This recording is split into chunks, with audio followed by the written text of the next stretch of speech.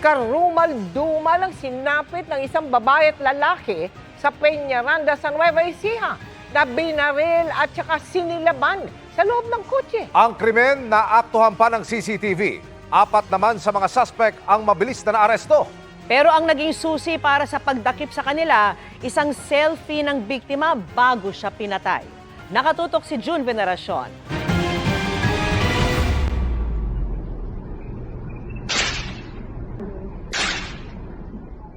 Umalingaw-ngaw ang 2 putok ng baril sa loob ng nakaparadang kotse sa barangay Sinasahan, Peñaranda, Nueva Ecija nitong March 9. Pagkatapos, lumabas ng sasakyan ng isang lalaki at umalis.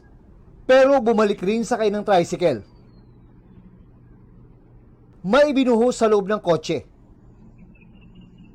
Saka ito sinindihan. Tumakas siya at ang tricycle driver. Nadiskubre sa loob ng kotse ang sunog na katawan ng isang lalaki at isang babae. Meron po silang tama po sa batok nila, sir. Likod. Meron po tayong dalawang fired cartridge case na nakuha ng Soko doon po sa loob. 2 araw makaraan ng pagpatay, nahuli ng PNP ang 4 na individual. Ang babaeng utak daw sa krimen, kanyang asawa at 2 nilang tauhan na mga accessory raw sa krimen. Ang naging susi para makilala sila, galing din sa babaeng biktima. Bago kasi siya patayin, nakapag-selfie ang babaeng biktima, nakita ang babae at lalaki na nasa backseat ng kotse. Ipinadala niya ito sa kanyang asawa.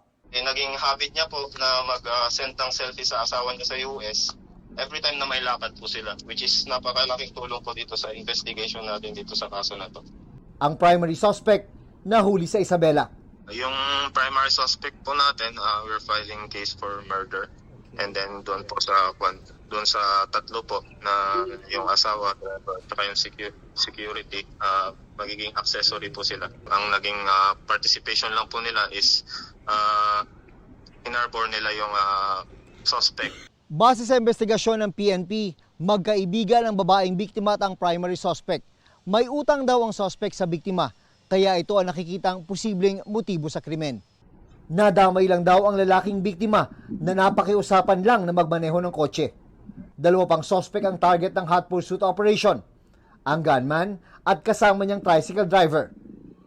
Para sa GMA Integrated News, June Veneracion, Nakatutok, 24 Oras.